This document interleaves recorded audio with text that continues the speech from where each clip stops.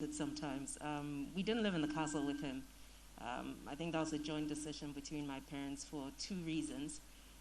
One of which was the fact that he knew that at the time, because there wasn't that much stability, there was a threat to his life at some times, and he didn't want us to be a part of that. So he felt that if we lived in a separate location, it kind of decreased the risk. The second reason, which I think was definitely a joint parent where my mother probably weighed in a lot more, was to make sure that we didn't grow up with the airs and a feeling of superiority, but because by virtue of living within that, in the castle, for example, so it was just to have as normal a life as possible, which meant we didn't see him as often.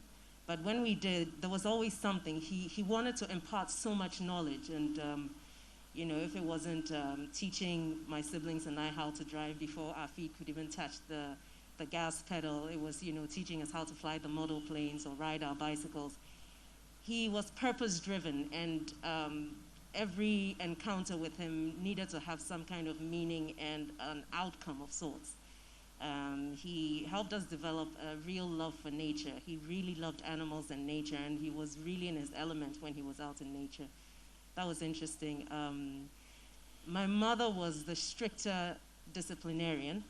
However, when she kind of ran out of options on what to do, she'd say, she'd tell our father, and then, you kind of back down because you don't even want the glare. He had this glare. And we all got that kind of treatment. Or if there was something that you wanted and my mother didn't want to be the one to say no, she'll tell you, go and ask your father. And then that means that the answer is no, but she didn't say no. But by and large, he was, when he was with you, he was present. And we didn't get to spend that time, that amount of time with him as an everyday. But when you did spend time with him, it was fruitful, And it wasn't a case of looking at your age or your size or your gender before he taught you something. He just taught you everything. Sometimes he'd be riding a horse and he'd pick Amina and let her, she was 5 years or something old at the time, teaching her how to ride, or, riding a motorbike and all of that. He was a combination of love and everything, just the combination. The man who we all got to know, that was a lot of what we experienced as well.